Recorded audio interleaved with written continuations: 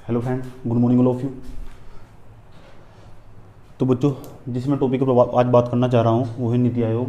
नीति आयोग एक ऐसा टॉपिक है, आप इसे अलग अलग मतलब एक संस्था के जरिए पढ़ सकते हैं। और नीति आयोग को आज मैं जिस तरह पढ़ाने की कोशिश करूँगा, और नीति आयोग को आज मैं पॉलिटिकल व्यू देने टच, जो पॉलिटिकल टच होता है उसे देने की कोशिश करूँगा कि नीति आयोग क्या होता है, किस तरह पूरा देश नीति आयोग के अंडर में काम करता है। आपने सुना होगा अक्सर कि मोदी जी के लेक्चरों में अक्सर 2014 से लेकर 2020 तक, जब तक मोदी जी की सरकार आई है, उनके नारों में एक शब्द आपको हमेशा झलकता दिखाई देगा। उसका नाम है टीम इंडिया, डिजिटल इंडिया, ऐसे ऐसे कॉन्सेप्ट दिखाई देंगे। ये फिर नीति आयोग है क्या, इससे पहले क्या था और क्या होता था, क्या नहीं होता था, इसके बारे में आज बात करने वाला हूँ। तो किस तरह नीति आयोग पूरे देश का कार्यभार कैसे संभालता है, क्या होता है नीति आयोग। नीति आयोग को लेकर जो पेपर में प्रश्न बन सकते हैं, लेकिन मैं आपको इसे केवल पॉलिटिकल व्यू देने की पॉलिटिकल टच देने की कोशिश करूंगा कि पॉलिटिकल को लेकर इस नीति आयोग से संबंधित पेपर में क्या क्या सवाल पूछे जा सकते हैं और क्या क्या पूछे गए हैं, समझे। आइए जानते हैं। लेकिन मैं आपको ओनली जो मेरा इसे पढ़ाने का नज़रिया होगा वो इस तरह का होगा कि मैं केवल आपको नीति आयोग का केवल पॉलिटिकल स्ट्रक्चर समझाऊंगा, यानी संवैधानिक ढांचा, जो इसका मंत्रिमंडल की प्रस्ताव पर एक ढांचा तैयार किया गया था, सिर्फ वो समझाऊंगा और कुछ नहीं समझाऊंगा। और इसे कार्य बदलने की कोशिश करूंगा, काम कैसे करता है जो नीति आयोग है, वो काम कैसे करता है। लेकिन आप इसे अलग एक संस्था के जरिए पढ़ सकते हैं, वैसे मैं एक इसे स्पेशल टॉपिक में कवर करूँगा। तो बच्चों, बात करते हैं नीति आयोग की। नीति आयोग है क्या। नीति आयोग सन 1951 में जब भारत आज़ाद हुआ, सन 1951 के बाद एक आयोग की स्थापना की गई। उस टाइम यूपी की सरकार थी, यूपी की सरकार ने एक आयोग की स्थापना की, उसका नाम था योजना आयोग। जैसे योजना आयोग की स्थापना की गई तो योजना आयोग हर 5 वर्ष के लिए एक योजनाएं बनाता था, जिन्हें पंचवर्षीय योजनाएं बोलते थे। पंचवर्षीय योजनाएं यानी एक टारगेट तैयार किया जाता था। बिल्कुल इसी तरह जब सन 2014 में मोदी जी की सरकार है तो 2015 में एक आयोग की स्थापना की गई। उन्होंने वो आप जो पहले चल रहा था 1951 से लेकर सन 2014 तक चला, वो था योजना आयोग। योजना आयोग 1951 से लेकर 2014 तक चला। 2014 तक जो चला उस आयोग को ख़त्म कर दिया गया। अर्थात जो एनडीए की सरकार आई, यानी बीजेपी की मोदी जी की सरकार आई, तो मोदी की सरकार ने उस आयोग को ख़त्म कर दिया। वो समाप्त करने के पश्चात एक नया आयोग की स्थापना की 1 जनवरी 2015 को। उस आयोग को हम नीति आयोग कहते हैं। नीति आयोग की फुल फॉर्म पेपर में पूछी गई है, छोटे छोटे पेपरों में, लेकिन बड़े पेपरों में अलग प्रश्न पूछे जाते हैं। लेकिन मैंने आपको बताया, आपको पढ़ने का लेवल अपना बढ़ाना होगा। जब तक आपका पेपर आएगा आप यहाँ पहुँच चुके होंगे, लेकिन पेपर इस लेवल का होगा। पेपर जो होगा वो इस लेवल का होगा, तो याद रखना, आपको अपनी तैयारी बरकरार रखनी चाहिए। आपका लेवल यहाँ और अब यहाँ पहुँचना होगा आपको। चलिए बात करते हैं किसकी, नीति आयोग की। आप सबसे पहला पॉइंट मैं आपको जो बताऊँगा कि नीति आयोग की नीति की जो फुल फॉर्म हो वो क्या, आयोग का मतलब क्या हो, जो आयोग हो, नीति आयोग, इसका मतलब क्या हो।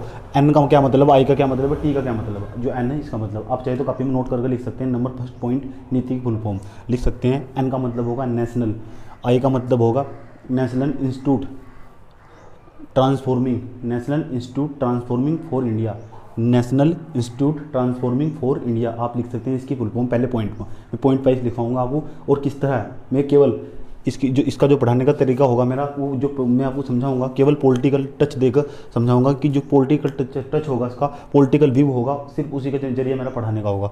तो बात करते हैं किसकी, नीति आयोग की। तो नीति आयोग की, हाँ, तो मैं नीति आयोग की बात करते हैं। नीति आयोग की भी फुल फॉर्म बताई। नीति का मतलब होता है, एन का मतलब होता है नेशनल, आई का मतलब इंस्टीट्यूट, टी का मतलब ट्रांसफॉर्मर ट्रांसफॉर्मिंग फॉर इंडिया, इसका ये मतलब है। अच्छा, हिंदी में होता है इसका राष्ट्रीय भारतीय परिवर्तन संस्थान आयोग। राष्ट्रीय भारतीय परिवर्तन संस्थान आयोग नाम लिख लेना, कंफ्यूज हो जाओगे, समझिए, काफ़ी खतरनाक नाम है हिंदी में, राष्ट्रीय भारतीय परिवर्तन संस्थान आयोग। लेकिन बात समझ में नहीं आती, ये भी इंस्टीट्यूशन भी है और कमीशन भी है, ये कैसे हो गया कि संस्थान के साथ साथ आयोग भी है ना। ये एक ऐसी बॉडी, तो मंत्रिमंडल के प्रस्ताव पर, अब आपको ये बताने की मुझे कोई आवश्यकता नहीं है कि मंत्रिमंडल किसे कहते हैं। मंत्रिमंडल आप पहले ही मुक्ति हो चुके होंगे, इससे मेरे साथ काफ़ी दिन तो आपको पॉलिटी पढ़ते हुए होंगे। मैं ऐसी अपेक्षा करता हूँ आपको पता होगा मंत्रिमंडल किसे कहते हैं। तो मंत्रिमंडल ने एक प्रस्ताव पास किया लोकसभा में और राज्यसभा में।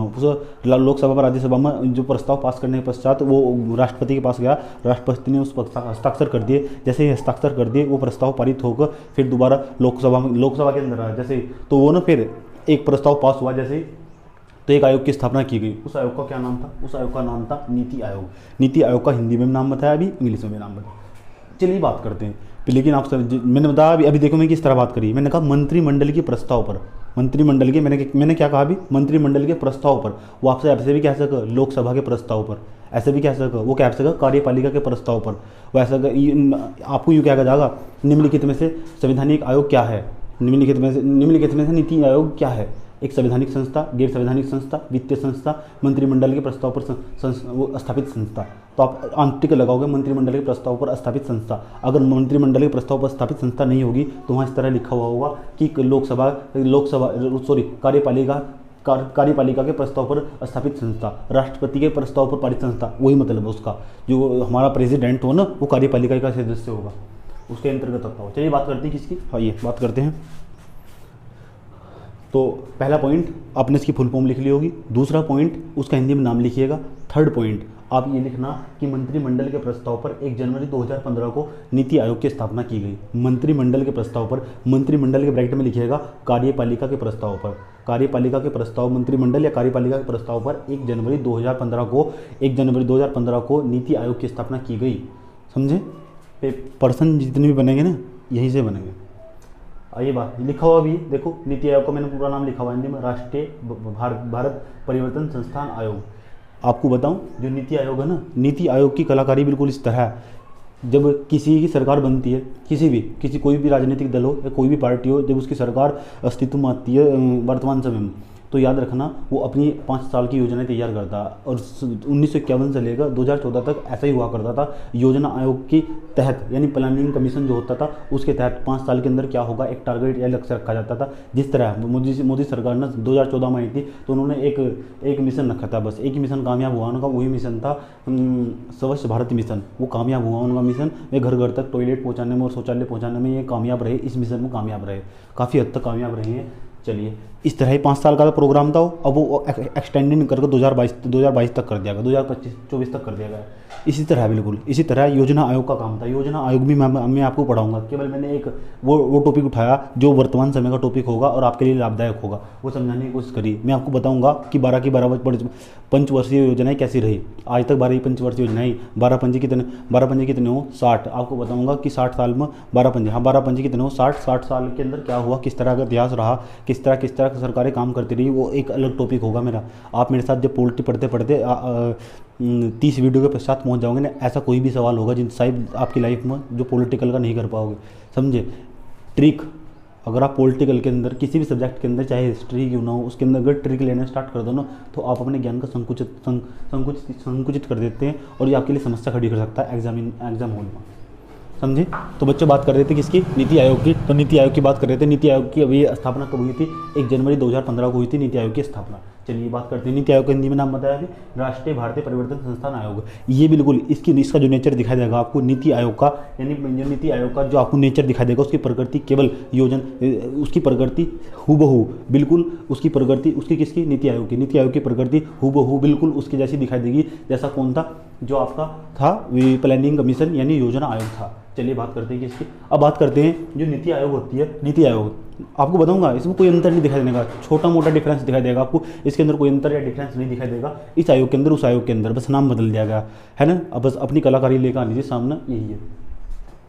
इसका अध्यक्ष होगा वो प्रधानमंत्री होगा, इसका जो अध्यक्ष होगा नीति आयोग। इसी तरह प्लानिंग कमीशन में भी था, उसका जो अध्यक्ष होता था ना योजना आयोग का, वो अध्यक्ष होता था, उसका भी प्रधानमंत्री होता था। और वो भी ऐसा नहीं एक्सो ऑफिसर का ये मतलब, एक्सो का ये मतलब हो कि पदेन, ये जो होता था अध्यक्ष पदेन अध्यक्ष होता था कौन, प्रधानमंत्री। चलिए बात करते हैं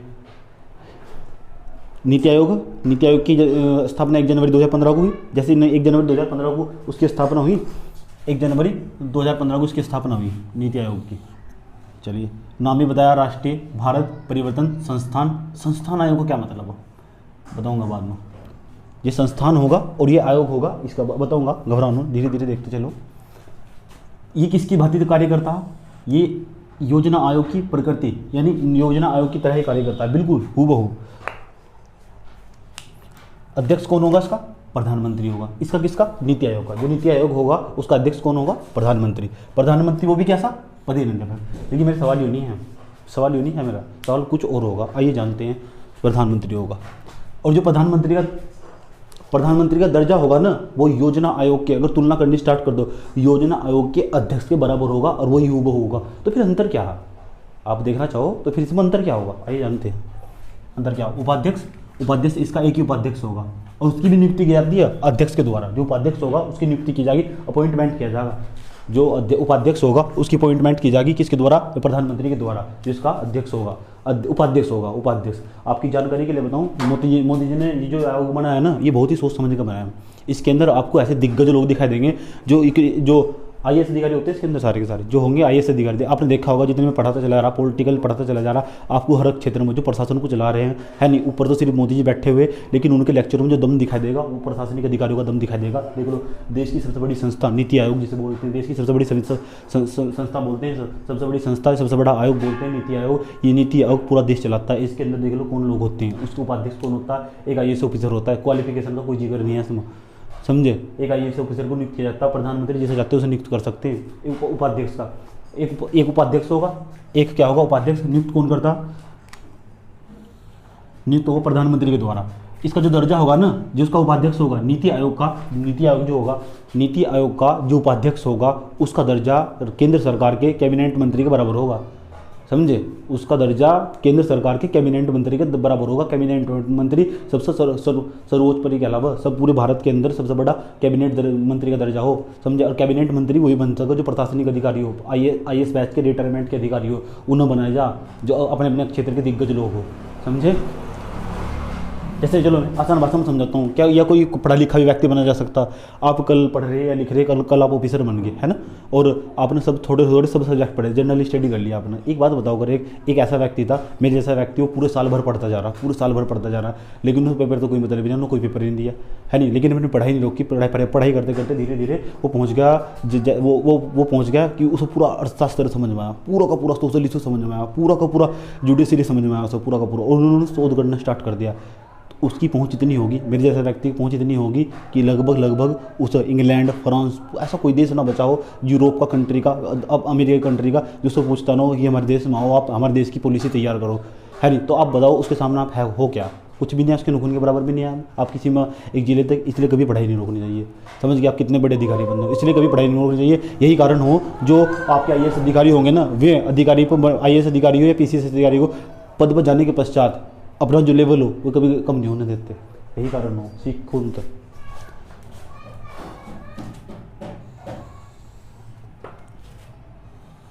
हाँ, तो इनका जो दर्जा होगा, पेपर में इसे सवाल पूछा जाएगा। जो उपाध्यक्ष होता है नीति आयोग का, जो उपाध्यक्ष होगा, उसका दर्जा किसके बराबर होगा, वो किसके समकक्ष होगा।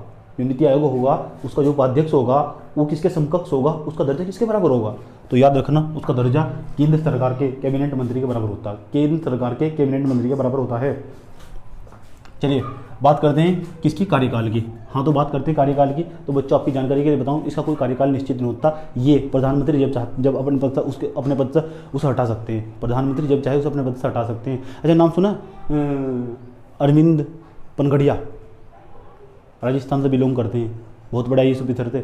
अच्छे, उन्होंने नीति आयोग की पॉलिसी समझ में आई नहीं, इस्तीफा दे के चले गए उपाध्यक्ष से पहले। बताऊँगा, चलो अभी बात करने वाले हम। हाँ देखो, ये रहे लिख रखा है नाम, अरविंद पनगड़िया। पढ़ना इनके बारे में, चलो क्या पढ़ो, टाइम में वेस्ट करियो। अरविंद पनगड़िया नीति आयोग के पहले उपाध्यक्ष, इनका नाम पेपर में पूछा जाता है।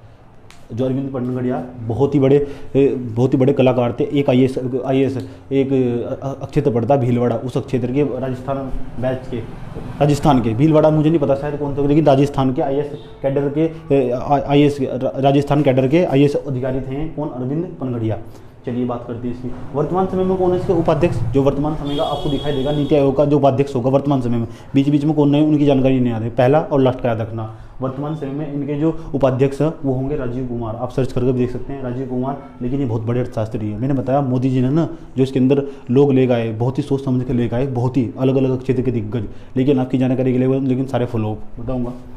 वर्तमान समय में किसे ले गए, राजीव कुमार को ले गए, बहुत बड़े अर्थशास्त्री। जितनी भी पुलिसें तैयार होती है ना, मोदी जी जो लेक्चर सामने जाकर बोलते हैं ना कि टीम इंडिया सतत विकास, ऐसे ऐसे लेक्चर दिखाई देंगे सब, एक भारत श्रेष्ठ भारत, ये सारे राजीव कुमार के लेक्चर दिखाई देंगे। जो भी लिखते हैं वे बोलते हैं। जिस तरह आए दिन उनका अपना कॉन्फ्रेंस देखे, वो कोरोना को लेकर जो भी कॉन्फ्रेंस चल रही है, आए दिन वीडियो कॉलिंग करते रहते हैं। उनका लेक्चर पहले उन्हें याद करते हैं, याद करने के बाद सामने बोलते हैं। लेकिन बोल तो सिर्फ बोल मोदी जी के होंगे, उनके पीछे की जो कलाकारी होगी वह राजीव कुमार की होगी। ये बहुत बड़ी अर्थशास्त्री है, समझे।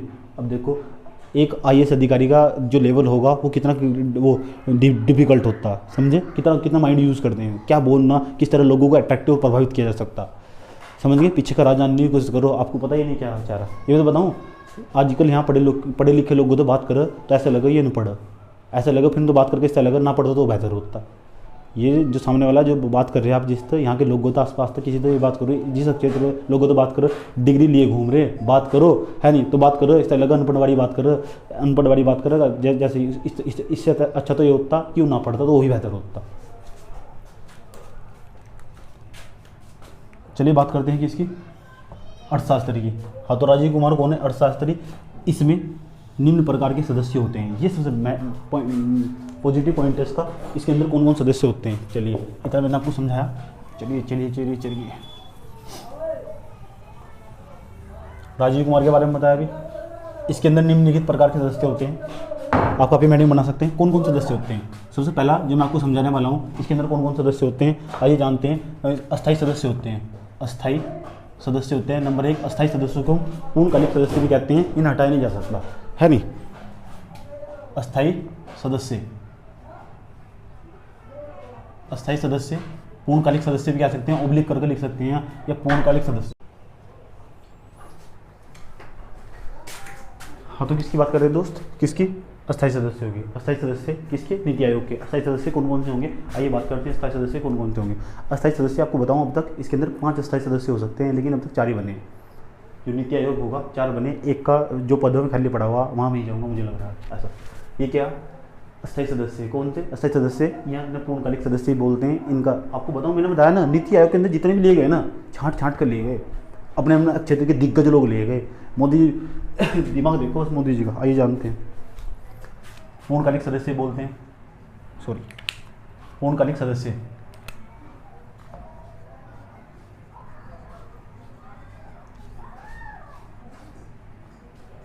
किसकी बात कर रहे हैं, नीति आयोग की। नीति आयोग के अंदर किसकी, वो भी उसकी कॉन्स्टिट्यूशनल बॉडी की। ये कॉन्स्टिट्यूशनल बॉडी है नहीं, प्रस्तावित संस्था, प्रस्ताव के ऊपर लाई गई एक आयोग, समझे। तो याद रखना, अस्थायी सदस्य या पूर्णकालिक सदस्य। चलिए बात करते हैं कि हाँ, तो इसके अंदर आपको बताना, इसके अंदर जो 4 बने हुए हैं कौन कौन से होंगे। चलो कुछ के नाम बता देता हूँ मैं। एक का नाम है विवेक देव राय, इसका नाम देखिए रखा, विवेक देव राय। आप पहले का 4 के 4 के नाम लिख करेगा ना। एक तो विवेक देव राय है, विवेक देव राय, एक वीके होगा। तीसरा एक और दिखाई देगा आपको, रमेश चंद्र, ये भी बहुत बड़े अर्थशास्त्री रहे, इनकी तो बुक भी आई हुई है नहीं, अर्थशास्त्र की हिंदी मीडियम में बहुत अच्छी किताब दिखाई देगी इनकी आपको। पूर्णकालिक सदस्य विवेक देव राय, वीके, रमेश चंद्र, ये ऐसे रहे। एक और उनका नाम लिख लेना, मेरे याद नहीं आ रहा दिमाग तक, इसकी पूरा भी सुनो। इसके अंदर जो पूर्णकालिक सदस्य होंगे, ये पूर्णकालिक सदस्य, मैं आपको जो समझाना चाह रहा हूँ उससे समझने की कोशिश करो। इसके अंदर का व्यू समझो, फिर आपको समझ में आएगा। कहीं भी नीति आयोग का नाम लिखा हुआ समझ में आएगा ना, तो समझने की कोशिश करेंगे इसके कौन, किसे रिटायरमेंट किया गया और किसे नियुक्त किया गया अंदर, कब कहाँ कौन सी चीज़ अपडेट हो रही है, उसको अपने नोट्स में अपडेट करते रहना। इसलिए एक चैप्टर जो लिखते हो ना आप, काफ़ी नोट्स बनाते होंगे। नोट्स बनाने के बाद हमेशा जब एक चैप्टर कंप्लीट होगा तो थोड़ा दिमाग रखना चाहिए, उसके बाद एक पेज छोड़ देना चाहिए, ताकि जो अपडेटेड चीज़ होगी आपको 2 साल बाद भी 3 साल बाद भी उस अपडेटेड चीज़ को वही लिख सकते हो। चलो चलिए बात करते हैं। हाँ, विवेक देव राय नाम सुने, विवेक देव राय का, ये प्रधानमंत्री के द्वारा नियुक्त किए जाते हैं। ये 5 अस्थायी सदस्य हों, लेकिन अब तक 4 ही बने। अब तक कितने बने, 4 ही बने। तो एक का तो स्थान अब भी रिक्त पड़ा हुआ खाली रहता है, इनका पद खाली रहता है। हाँ, तो बात कर रहे थे किसके द्वारा नियुक्त किए जाते हैं, प्रधानमंत्री के द्वारा नियुक्त किए जाते हैं। काम क्या है ना, काम वही है, हर 5 साल के लिए या 2 साल के लिए या अलग अलग समय पर अलग अलग क्षेत्र के अंदर अलग अलग नीतियाँ तैयार करना, सबका वही काम होगा। अल्टीमेट गोल वही होगा जो योजना आयोग क्या था, समझ गए। योजना आयोग के बीच अंदर इस तरह आपको भाग दिखाई देगी। जब मैं योजना आयोग पढ़ाऊंगा ना आपको, तो आपको समझ में आ जाएगा कुछ भी अंतर नहीं है, बस नाम उठा के चेंज कर दिया गया। अपनी पॉलिसी लेकर आनी थी, अपना नाम लेकर आना था, समझे। चलिए बात करेंगे किसकी। तो ये पूर्णकालिक सदस्य थे, कितने हुए, 5। चलिए मैं यहाँ से हटा देता हूँ। लेकिन सवाल यूँ नहीं है, सवाल पता क्या, इनका कार्यकाल कितना हो, कार्यकाल तो याद रखना, इनका कार्यकाल कोई निश्चित नहीं है, फिक्स नहीं है, 5 साल होंगे, 10 साल होंगे, 8 साल होंगे। ये प्रधानमंत्री के द्वारा नियुक्त किए जाते हैं। किसके द्वारा? प्रधानमंत्री के द्वारा नियुक्त किए जाते हैं। इनका कोई कार्यकाल फिक्स नहीं होगा। दर्जा, ये दर्जा बड़ा महत्वपूर्ण। जो अस्थायी सदस्य होंगे ना नीति आयोग के, जो अस्थायी सदस्य होंगे कितने होंगे? 5। अब तक कितने बने? 4 के नाम लिख के मुझे बताने कमेंट बॉक्स में, समझिए मैं आपका इंतजार करूँगा। पढ़ते रहो यार। बात करेंगे किसके अस्थायी सदस्य की? अस्थायी सदस्य का जो दर्जा होगा ना, इनका जो दर्जा होगा वो राज्य के कैबिनेट मंत्री के बराबर होगा। राज्य के कैबिनेट मंत्री, राज्य कैबिनेट मंत्री के बराबर, किसके? राज्य मंत्री के बराबर भी कह सकते हैं। इनका जो दर्जा होगा राज्य मंत्री के बराबर होगा, राज्य मंत्री के बराबर, मंत्री के बराबर। किसका दर्जा? जो नीति आयोग के अस्थायी सदस्य होंगे उनका दर्जा किसके बराबर होगा? राज्य मंत्री के बराबर होगा। चलिए और क्या? और कुछ नहीं, इसके बारे में 3 बातें जान ली। और कौन होते हैं इसके अंदर? और कौन होते हैं? आओ बोर्ड पर देखो मेरे साथ। और होते हैं इसके अंदर, और अगली हेडिंग बनाना आप नंबर 2, पदेन सदस्य। पदेन सदस्य,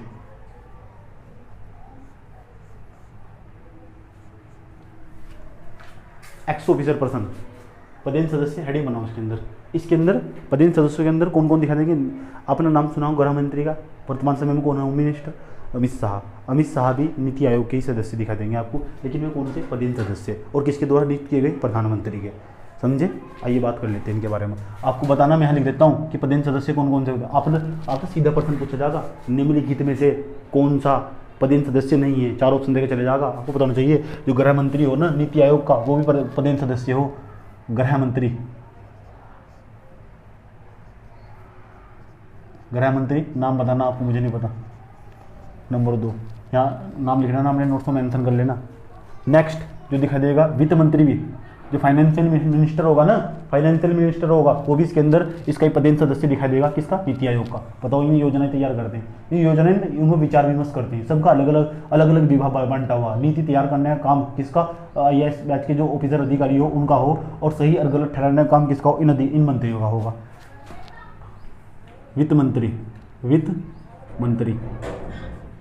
बेटे कभी नहीं मिलना, कभी इतना पढ़ने को, पढ़ लो चुपचाप। वित्त मंत्री। अब बात करते हैं रेल मंत्री की। एक होगा इसके अंदर रेल मंत्री। रेल मंत्री, मुझे नहीं पता रेल मंत्री कौन हो, आपको बताना रेल मंत्री कौन होगा।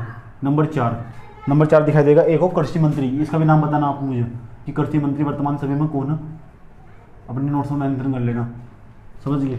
तो ये 4 अभी मैंने आपको सदस्य बताए ना, ये पदेन सदस्य होते हैं। किसके द्वारा नियुक्त किए जाते हैं? प्रधानमंत्री के द्वारा नियुक्त किए जाते हैं। समझे? समझ में तो आ रहा होगा ना? बता देना मुझे, समझ में आ रहा नहीं आ रहा, पता नहीं चलता यार कौन समझ रहा कौन नहीं समझ रहा। यही तो प्रॉब्लम है ऑफलाइन क्लासों की, ऑनलाइन क्लासों में क्या प्रॉब्लम। चलिए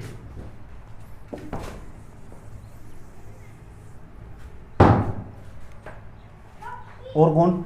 नंबर 3 विशेष हेडिंग बनाओ। नंबर 3 विशेष आमंत्रित सदस्य। आमंत्रित सदस्य हेडिंग बनाओ, विशेष आमंत्रित सदस्य। अभी समझने की कोशिश कर रहे हैं कि जो नीति आयोग होगा ना, नीति आयोग के अंदर जो मेंबर्स लिए जाते हैं वो कहाँ से लिए जाते हैं? सदस्य होते हैं, कहाँ से लिए जाते हैं, ये समझने की कोशिश कर रहे हैं। तो विशेष आमंत्रित सदस्य, आपने नाम सुना होगा स्मृति ईरानी, सुना? स्मृति ईरानी वे कपड़ा मंत्री भी थी और बाद में इसकी सदस्य भी बनाई गई। कपड़ा मंत्री भी बाद में इसकी सदस्य है, तो नहीं बोलते हैं विशेष आमंत्रित सदस्य। हाँ बाद में बताऊंगा कौन कौन हो सकते हैं इसके अंदर। नंबर 1 परिवहन मंत्री। चलिए इसके साथ आपको अपने देश के परिवहन मंत्री, गृह मंत्री, वित्त मंत्री, इसके तो नाम याद हो ही जाएंगे। परिवहन मंत्री मैं नहीं बताऊंगा आपको, अपने आप सर्च करोगे, लिखोगे परिवहन मंत्री। कभी भी आप कभी भी इस वीडियो को देख रहे हो, कभी भी जब अपडेट होगा ना, अपडेट होगा तो ही नोट्स में मेंशन कर लेना परिवहन मंत्री कौन हो वर्तमान समय में। दूसरे नंबर पर जो आपको दिखाई देगा सामाजिक कल्याण अधिकारी मंत्री, या सामाजिक न्याय अधिकारी मंत्री, सामाजिक न्याय अधिकारी मंत्री, सामाजिक न्याय अधिकारी मंत्री, न्याय अधिकारी मंत्री।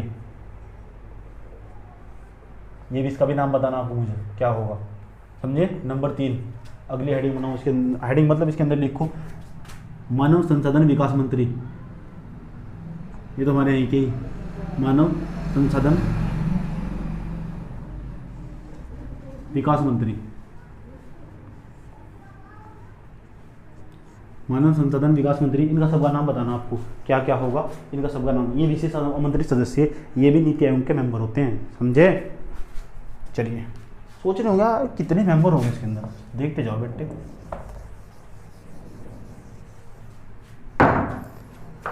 जब तक पूरा पॉलिटिकल पढ़ के हटोगे ना, तब तक पूरे के पूरे जज बन चुके होंगे। चलिए, और भी होते इसके अंदर मेंबर।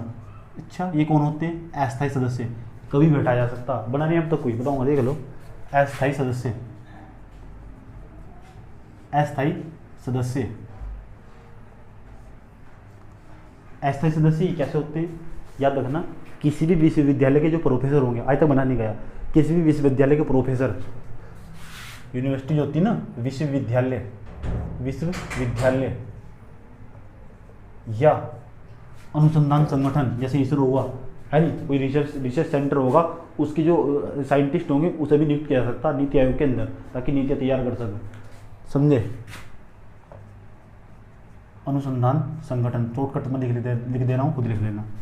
चलिए, और क्या, इतनी टाइप तुम कभी नहीं पढ़ने वाले बैठ के। देखो, मैंने इसका कॉन्स्टिट्यूशन पार्ट भी पढ़ा है आपको, मैं पूरा पॉलिटिकल सेक्शन कवर करवाऊंगा शायद, और वो भी डिटेल्स, ऑब्जेक्टिव भी और सब्जेक्टिव भी बताऊंगा आने वाला टाइम पर। यहाँ से सब्जेक्टिव कम बनते हैं, यहाँ तो बनते हैं, सब बताऊंगा। हमें कभी कहीं कहीं जाने की कोई बुक पढ़ने की कोई जरूरत नहीं है, कोई बुक पढ़ने की जरूरत नहीं है, वीडियो देखते जाओ बार, समझे। और याद रखना, एक वीडियो को बार बार 1000 बार देखना, पता लग जाएगा सब चीज़, धीरे धीरे सब क्लियर हो जाएगी वीडियो को। हाँ, और किसकी बात करते हैं, और बात करते हैं किसकी, इसके अंदर एक CEO होता है, CEO, क्या हो मतलब, वो एक नीति आयोग का CEO हो। मैंने बताया जो मोदी जी ना, वे बहुत ही दिमागदार है, अंदर से छांट छांट कर ले गए, ऐसा हीरा हीरा छांट कर ले गए।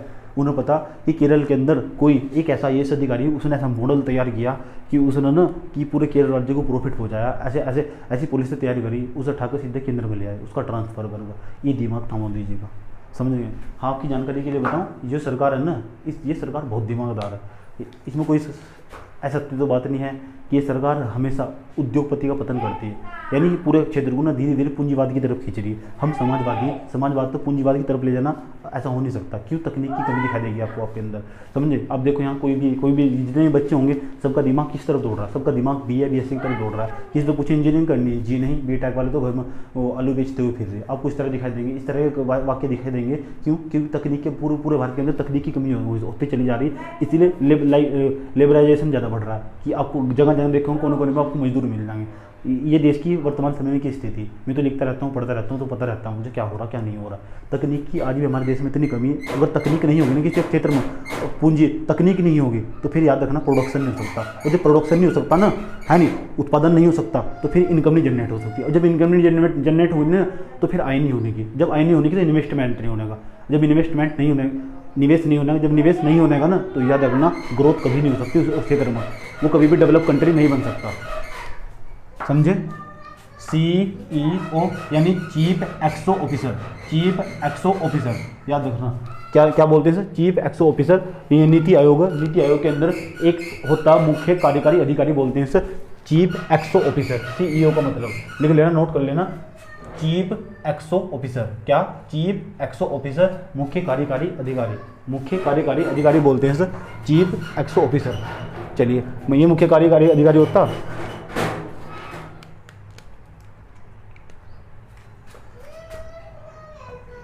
सवाल है कि जो चीफ एक्स ऑफिसर होगा, ये कौन बन सकता? तो जो भारतीय प्रशासनिक सेवा के अधिकारी होंगे ना, वे आपको हर जगह वे दिखाई जाएंगे। गवर्नेंस से उनका पूरा प्रशासन भी चला रहे, है नहीं। जो अधिकारी होंगे, ऐसे अधिकारी, इनका ही तो काम होता धरातल, जितनी योजनाएं हो ना सरकार की, उन्हें धरातल पर लेकर जाना और ऊपर योजनाएं बनाना। और इनका जो काम होगा ना, मोदी जी का जो काम होगा, केवल सामने आए और पीछे से पहले रट्टा मार काटते हैं और सामने बोल देते हैं। ये कटु है, समझ गए? कटु वाक्य दिखाई देगा आपको, बुरा भी लग सकता है। मनमोहन सिंह नहीं ऐसा कर देते, वे अपना खुद का बोलते थे, खुद का लिखते थे। और शास्त्री समझो, पढ़े लिखे लोगों की यही बात हो, समझ गए नहीं? आपकी जानकारी बताऊँ, चलो बाद में बताऊँगा, जब कभी अर्थशास्त्र पढ़ाऊँगा बताऊँगा फिर कभी। नीति आयोग, तो इसके अंदर एक मुख्य कार्यकारी अधिकारी होगा, उसे बोलते हैं चीफ एक्स ऑफिसर। बताए तो यहाँ तो पढ़े लिखे लोगों तो बात करी, कल का पढ़ता बात कर रहे हैं, फिर ऐसा लगा कि नहीं पढ़ता तो वो है भाई सही था, नहीं पढ़ता तो सही था। डिग्री ले घूम रहा है 2 दिन 3 दिन डिग्री ले घूम रहा है, यानी बात करेगा पूरी की पूरी, कुछ पता ना सता बस बात करेगा अनपढ़ों वाली। एक सीईओ कौन बन सकता? सीईओ बनना चाहते हो? भारतीय प्रशासनिक सेवा के अधिकारी, भारतीय प्रशासनिक सेवा के अधिकारी इस पद पर नियुक्त किया जाता है। वर्तमान समय में कौन है? अमिताभ कांत। वर्तमान में कौन है? पहले नहीं याद रखने, वर्तमान कौन है? अमिताभ कांत। जानते हो अमिताभ कांत को? अमिताभ कांत है ना, अमिताभ कांत जो IAS केरल के ना, केरल के अंदर एक जिले के अंदर, हाँ केरल के पूरे केरल राज्य के एक IAS अधिकारी थे। केरल का जो परिवहन मॉडल है ना वो पूरी दुनिया में फेमस है। वहाँ तो शिक्षा लेकर ना केरल तक पूरी दुनिया शिक्षा लेने आती है केरल तक, और उसके अंदर ऐसे व्यक्ति बैठे हुए। तो मोदी ने कहा कि तुम्हारी जरूरत केरल के अंदर नहीं है, तुम्हारी तुम्हारी जरूरत केंद्र के अंदर है, तो केंद्र के अंदर बुलाया गया है ना, और इन्हें एक बहुत ही बड़े पद पर CEO के पद पर, मुख्य कार्यकारी अधिकारी के पद पर नियुक्त किया गया है नीति आयोग के अंदर। और इन्होंने अच्छे मॉडल तैयार किए और आज तक भी करते चले आए। इन्होंने बहुत अच्छे मॉडल तैयार किए और आज भी वर्तमान समय में यही बने हुए हैं। समझे? आए दिन आप नीतियाँ देखते होंगे कि किस तरह देश को बढ़ाना, बहुत बड़े अर्थशास्त्री माने जाते हैं अमिताभ कांत। अब आपको बताऊं, जो गुजरात मॉडल है ना, गुजरात मॉडल, जब प्रधानमंत्री नरेंद्र मोदी गुजरात के अंदर मुख्यमंत्री थे तब उन्होंने अमिताभ कांत को ब्रांड एम्बेसडर बनाया था। वो उसका गुजरात का परिवहन मंत्री, वो परिवहन मंत्री के रूप में ब्रांड एम्बेसडर बनाया था। चलिए बात करते हैं किसके? अमिताभ कांत की। अमिताभ कांत कौन है? अमिताभ कांत की क्या CEO, किसके? नीति आयोग के CEO दिखाई देंगे अमिताभ कांत। अमिताभ कांत एक बहुत ही पढ़े लिखे व्यक्ति। चलिए अमिताभ कांत के बारे में और क्या जानते हैं? चलिए अमिताभ आपने सुना होगा जब धोनी जी की टीम खेलती ना, धोनी जी की, तो धोनी की टीम के अंदर क्या होता था, उससे पहले जब खेलते थे तो टीम इंडिया कॉन्सेप्ट नहीं आता। उसके बाद जब धोनी जी खेलना स्टार्ट किया ना तो सबको संगठित करना स्टार्ट कर दिया, तो मन तो कॉन्सेप्ट है टीम इंडिया। तो बनते मोदी जी ने बनते पकड़ लिया, मोदी जी ने नहीं, अमिताभ कांत ने, अमिताभ कांत ने पकड़ लिया। CEO जो बोलेंगे वो बोलना पड़ेगा। समझे? उन्हें ये सब पता कि जनता कैसे अट्रैक्टिव हो सकती है और कैसे दुराचार हो सकता है जनता का, और कैसे विभाजन हो सकता और कैसे संगठित किया जा सकता है, इन्हें सब पता अधिकारियों को। समझे? फिर आपस में डिसीजन लेते हैं, ये चीज़ बोलनी, ये चीज़ें नहीं बोलनी। आपको पता ही क्या बैठते भी, ठीक है? जिसे नहीं पता मेरे वीडियो दिखा देना, सब समझ में आ जाएगा धीरे धीरे। एक तो लेकर लास्ट दिखाना जितनी वीडियो बनाए हम तक, जब समझ में आएंगे अब धीरे धीरे। और समझते जाना, जब 60 वीडियो चले जाएंगे ना पूरा पॉलिटिकल खत्म हो जाएगा। जब बताना जितनी भी प्रॉब्लम होगी, वो भी हर पेपर का। इतने डेप्थ में कभी नहीं पढ़ सकते, जितने में डेप्थ में पढ़ा होगा ना, इतने डेप्थ में गूगल में भी मिलने का। समझ गए क्यों? क्योंकि मैं करंट को जोड़ कर पढ़ाता हूँ, मैं आए दिन पढ़ता रहता हूँ, तो पता रहता है मुझे क्या क्या हो रखा है, पहले कौन सी घटना हुई, काफ़ी टाइम तक पढ़ रहा है। हाँ नाम सुना स्टार्टअप इंडिया? नाम सुना है स्टार्टअप इंडिया? स्टार्टअप इंडिया इनका ही कॉन्सेप्ट था। पढ़ना कभी स्टार्टअप इंडिया के बारे में पढ़ोगे तो बहुत बड़े पन्ने दिखाई देंगे, किस दिन समझाऊंगा, ठीक है? नहीं जो स्पेशल शो होगा ना उसके अंदर ऐड करूँगा जैसे ही जो बड़े बड़े टॉपिक होंगे, मेक इन इंडिया क्या हो गया है ना, किस तरह से घबराना मत, सब चीज़ सीख जाओगे बस धीरे धीरे। लेकिन डेली पीछे का भी अपडेट करते रहो। अगले वाले का ध्यान ना करो, पिछले वाला बहुत महत्वपूर्ण है। रोज़ डेली बैठ कर रिविजन करना, अपना टाइम टेबल सेट कर रखना कि किस तरह कौन से समय किस समय कौन सा सब्जेक्ट पढ़ना, ये बहुत ज़रूरी है, मैं ऐसा मानता हूँ। रुकना सबसे बड़ी कमजोरी होती है इंसान की, समझे? रुकना नहीं तुमको। अमिताभ कांत के बारे में इतनी बातें याद रखनी। अच्छा योजना आयोग का नाम सुना? अभी योजना आयोग की जिक्र कर रहे थे, योजना आयोग का। योजना आयोग के बारे में एक बात फेमस है, उसके अंदर भी एक परिषद होती थी, उसको बोलते थे NDC। जो योजना आयोग था ना, जो उसकी यूपी की सरकार में था योजना आयोग, उसके अंदर एक परिषद होती थी। उस परिषद को पता क्या बोलते थे? उस परिषद को बोलते थे NDC। अब आप पूछोगे मेरे से, सर ये NDC क्या है? NDC का मतलब बच्चे नेशनल डेवलपमेंट काउंसिल, राष्ट्रीय विकास परिषद, या योजना आयोग के अंतर्गत हुआ करती थी। अब नहीं है, हुआ करती थी, हो भी सकती है, क्योंकि सरकार ने अपने मुंह तक कभी नहीं बोल रहा कि हमने इस परिषद को समाप्त कर दिया। ये भी बात याद रखना, ठीक है? लेकिन हमें मानते खत्म ही होगी। क्यों? क्योंकि नई परिषद बनाई गई। सरकार ने अपने मुंह तो कभी नहीं बोल रहा। क्यों? ताकि मैं नहीं चाहते कि जो यूपी की सरकार है उनके विरोध मानना नहीं चाहते कि सारे संस्थान सब बंद कर दिए, अपना नया सब कॉन्सेप्ट लेकर चले आ रहे। उनकी सरकार है, कुछ भी हो सकता है ना? ये NDC नेशनल डेवलपमेंट काउंसिल हुआ करती थी। अब समाप्त हुई या नहीं हुई, कुछ नहीं कह सकते, लेकिन ऐसा मान सकते हैं कि खत्म हो गई। इस तरह ही नीति आयोग के अंदर भी एक परिषद बनाई गई। मैं बताऊँ नीति आयोग और योजना आयोग में सिर्फ नाम का अंतर है। नीति आयोग और योजना आयोग में नाम का अंतर और थोड़ा सा काम का अंतर है। आइए जानते हैं थोड़ा सा, बस वो कुछ नहीं है। ये अधिशासी परिषद, इसे बोलते हैं गवर्निंग काउंसिल, अधिशासी परिषद। अगली हेडिंग बना सकते हैं आप, अधिशासी परिषद। सॉरी, हेडिंग बनाओ बच्चों, अधिशासी परिषद, अधिशासी परिषद, अधिशासी परिषद। अब आप कहोगे सर ये क्या होता है अधिशासी परिषद? आइए जानते हैं, घबराओ क्यों। अधिशासी परिषद क्या होगी? इसे बोलते हैं गवर्निंग काउंसिल। जो अधिशासी परिषद होगी इसे बोलते हैं गवर्निंग काउंसिलिंग। इसका भी, नीति आयोग का भी एक अध्यक्ष होता है, और वो अध्यक्ष पता कौन होगा? वो प्रधानमंत्री होगा। हेलो, नीति आयोग का जो अध्यक्ष होगा वो कौन होगा? प्रधानमंत्री ही होगा।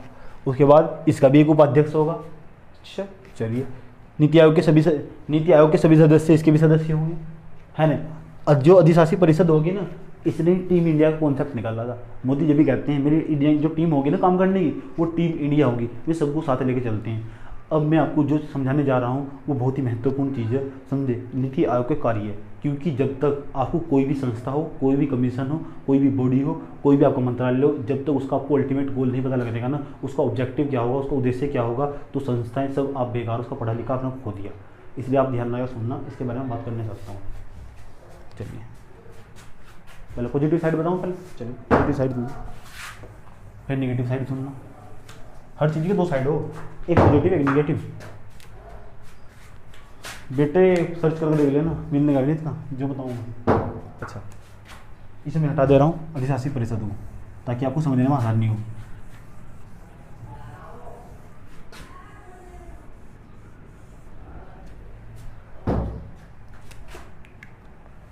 कार्य, आपका हेडिंग बनाओगे नीति आयोग के कार्य, और कार्य बड़े महत्वपूर्ण समझना। पढ़ने का मतलब, जब पढ़ने का मतलब ऑब्जेक्टिव नहीं होता, पढ़ने का मतलब ऑब्जेक्टिव क्वेश्चन नहीं होता, पढ़ने का मतलब अपना ऑब्जेक्टिव हो, उद्देश्य हो कि मुझे सीखना। जब उस बॉडी को सीखना स्टार्ट कर दोगे ना, जो भी हम पढ़ा रहे हो, आपको टीचर पढ़ा रहा हो सामने, उसे अपना कॉन्सेप्ट क्लियर करना स्टार्ट कर दोगे तो तभी प्रॉफिट होगा, वरना सब फेक है, समझे। तो समझो कार्य क्या होगा इसका। सुनो, ध्यान लगा सुनो, देखो क्या होगा।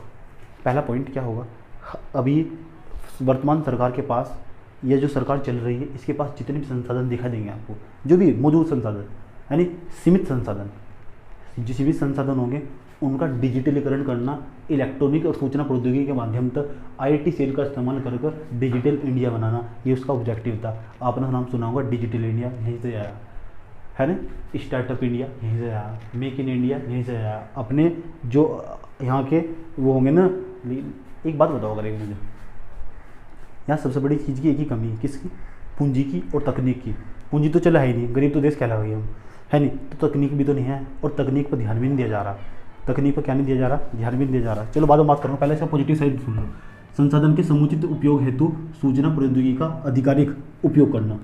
संसाधन के समुचित उपयोग हेतु सूचना प्रौद्योगिकी का आधिकारिक उपयोग करना, अर्थात मैंने लिखा है ब्रैकेट में डिजिटल इंडिया, इसका अल्टीमेट गोल। इस जो बनाया गया आपका नीति आयोग, नीति आयोग प्रत्येक वर्ष कई सारी रिपोर्ट जारी करता है, जल को लेकर भी बहुत सारी रिपोर्ट जारी करता है। इसलिए मेरे से आपसे आग्रह, आप हमेशा आने वाले जो तथ्य वो अध्याय होंगे, हमेशा करंट पर फोकस लगा कर रखो कि नीति आयोग ने कौन सी रिपोर्ट जारी करी। फिर दोबारा क्या करना, कॉपी में जाना, अपनी जो मैंने नीति आयोग पढ़ाया था उसके बारे में थोड़ा पढ़ लेना।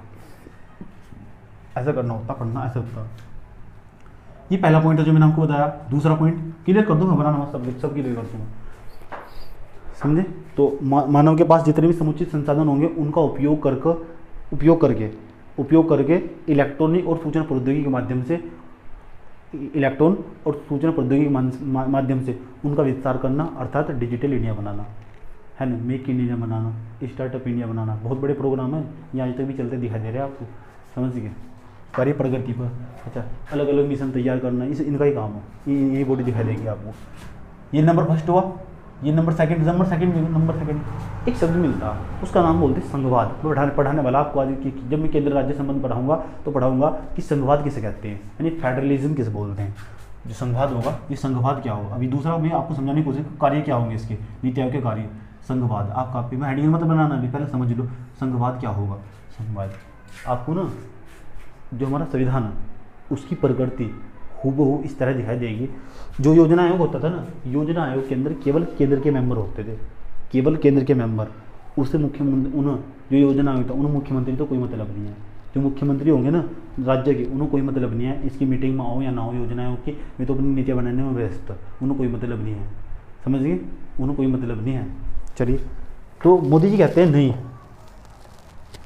हाँ कोऑपरेटिव नाम सुना, कोऑपरेटिव, इसे बोलते हैं कोऑपरेटिव फेडरलिज्म, जो मैं बताने वाला आपको उसे बोलते हैं कोऑपरेटिव फेडरलिज्म, यानी इसे बोलते हैं सहकारी संघवाद, सहकारी संघवाद बोलते हैं, जो मैं बताने वाला आपको ये टॉपिक। इस क्या होता आइए जान लेते हैं। भारतीय चलो अभी नहीं बताता, हाँ आपने सुना होगा जो केंद्र हो ना, केंद्र केंद्र सेंटर, सेंटर हमेशा स्टेट से ज़्यादा पावरफुल दिखाई देगा आपको।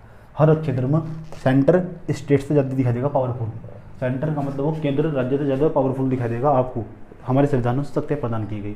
मोदी जी कहते हैं हम इस बात को नहीं मानते, हम सबके साथ हम संघवाद को बढ़ावा देते हैं, और इससे जो भेदभाव होने बीच का हो कि केंद्र ज़्यादा ताकतवर होगा और ये होगा, है नहीं। लेकिन आपको बताऊँ जो राज्य होंगे ना उन्हें भी सीमित मात्रा में शक्ति दी गई। लेकिन मोदी जी कहते हैं हम मित्रता की तरह व्यवहार करेंगे, हम आपस में संघवाद बनाकर रखेंगे, हम आपस में मित्र की तरह व्यवहार करेंगे, हम सहकारी संघवाद को बढ़ावा देंगे, हम प्रत्येक राज्य के मुख्यमंत्री को बुलाएंगे और नीतियाँ तैयार करेंगे। इस बात को कहते हैं 2014 में ये वादे किए गए थे। 2014 में इस तरह के वादे किए गए थे, लेकिन हो तो कुछ और ही रहा, जानते हैं। सहकारी संघवाद टीम इंडिया, है नहीं, ये टीम इंडिया का कॉन्सेप्ट यहीं से आया, इसे बोलते टीम इंडिया, है नहीं, कि पूरी टीम को कोऑपरेट करके चलना, है नहीं। जो धोनी जो होते पूरी टीम को कोऑपरेट करके चलते थे, वहीं से आया था कॉन्सेप्ट टीम इंडिया कॉन्सेप्ट। इसी तरह जो मोदी जी होंगे वे सबको कोऑपरेट करके चलेंगे, प्रत्येक राज्य के मुख्यमंत्री को, यहाँ जो मोदी जी होंगे इसमें धोनी होंगे, है ना। चलिए, तो ये काम ये होता है सहकारी संघवाद को बढ़ावा देना, सहकारी संघवाद को बढ़ा देना, ठीक है। ऐसा हुआ नहीं ना सर, ये दूसरा कार्य है। इस सरकार पर आए दिन आरोप लगते रहते हैं, मैं अपना लिए कह रहा हूँ, ऐसा माना जाता है इस सरकार ने हमेशा जो शहरी क्षेत्र होगा उस पर ज़्यादा ध्यान दिया, ग्रामीण क्षेत्र पर ध्यान देना छोड़ दिया। ये सरकार वर्तमान सरकार आपको दिखाई देगी 6-7 साल हो जाएंगे सरकार को, तो इस सरकार ने हमेशा जो गरीब तबका ना नीचे का उसके बारे में कभी सोचा ही नहीं। इसी में बैठे तो इसी के बारे में सोचा, और ये सच है, ठीक है नहीं। आप किसी भी पार्टी से बिलोंग करते हैं, मुझे कोई मतलब नहीं है, मैं भी किसी पार्टी से बिलोंग नहीं कर रहा। जब तक पढ़ रहा हूँ पूरी तरह न्यूट्रल हूँ, उदासीन हूँ, जो चीज़ सही है, गलत है गलत है, समझ गए। तो इस ध्यान दिया, एक बस अल्टीमेट गोल्ड उसमें नीति आयोग में उठाकर रख दिया। क्या रख दिया, देखिए क्या कार्य बताया, मगर नीतियों के निर्माण में दलितों व ग्रामीण व दलितों का सहयोग सुनिश्चित करना, है ना। देखो नाम लिखता है दलितों व ग्रामीणों का सहयोग सुनिश्चित करना, नाम से कुछ नहीं था, काम भी करना पड़ा। अभी बताता हूँ, चलिए। ये तो नीति आयोग के कार्य थे, और सुन लो। अब मैं अपना एडवांस ज्ञान जोड़ूंगा, देख लो। अगर किसी भी, मैं बात करूं कि सब देश की, दुनिया में कोई सा भी देश हो, अगर किसी भी देश के अंदर हमको ग्रोथ चाहिए, एक हो ग्रोथ एक हो डेवलपमेंट। आए तो 1991 से पहले ग्रोथ और डेवलपमेंट एक ही चीज़ हुआ करते थे। ग्रोथ को हिंदी में बोलते हैं वृद्धि, एक हो ग्रोथ, सुन लो ध्यान लगा, चलो छोटी सी बात, ये आपको ग्रोथ दिखाई देगा, ग्रोथ, यहाँ डेवलपमेंट, इसकी व्यापक अवधारणा।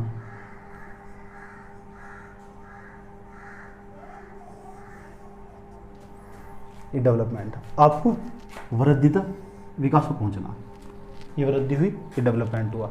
ग्रोथ से आपको कहाँ पहुंचना, डेवलपमेंट पे। एक कॉन्सेप्ट जोड़ रहा हूँ, समझना ध्यान लगा। तो जब आप वृद्धि से विकास को कैसे पहुंच सकते हैं, कोई भी देश, विकसित देश, वृद्धि तो हो रही लेकिन विकास नहीं हो रहा। वृद्धि तो हो रही, हमारे देश की यही तो प्रॉब्लम है, वृद्धि तो हो रही लेकिन विकास नहीं हो रहा। वृद्धि तो है लेकिन विकास नहीं है, तो क्या प्रॉब्लम है। प्रॉब्लम है बीच में, जो बीच का गैप है ना, ये रास्ता, ये वाला जो गैप है, बीच वाला रास्ता जो दिखाई दे रहा है आपको, ये पूरी तरह स्मूथ नहीं है, पूरी तरह नॉर्मल नहीं है, हार्ड दिखाई देगा आपको रास्ता। और समस्या पता क्या, समस्या है इस क्षेत्र में सबसे बड़ी पॉलिटिशियन का मतलब वो राजनीति, है ना, राजनीति, ये सबसे बड़ी प्रॉब्लम है। और यही तो इनका वोट बैंक का, अभी बताऊंगा, देख लो।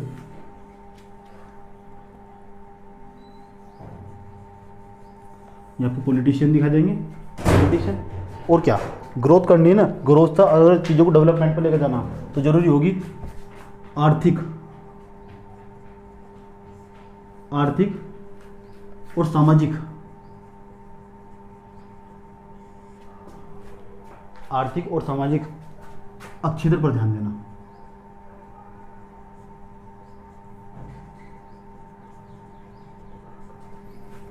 है नहीं, इकोनॉमिक और हमारा जो सोशल होगा। क्यों? अब देखो कितना ज़रूरी होगा। इस सरकार ने क्या किया अब तक? इस सरकार ने ये किया, अब तक पॉलिटिशियन पर उलझी रही, इकोनॉमी पर ज़्यादा ध्यान दिया, इकोनॉमी पर ध्यान देने में उलझ गए, सामाजिक क्षेत्र पर ध्यान देना बंद कर दिया। सरकार ने ना 2014 से लेकर ना 2019 तक, अब तक सन 1900 मिड डे मील नाम सुना? मिड डे मील जो आज पूरे भारत के अंदर स्ट्रक्चर दिखाई देगा ना, मिड डे मील वो कॉन्सेप्ट 1986 में बनाया गया था, जब उपभोक्ता संरक्षण अधिनियम बनाया गया था 1986 में। तब तक लेकर आज तक भारत के अंदर एक ही एजुकेशन पॉलिसी चल रही और सरकार अब तक नई एजुकेशन पॉलिसी लेकर नहीं आई। पूछो क्यों? इसलिए नहीं देगा। देखो क्या होगा।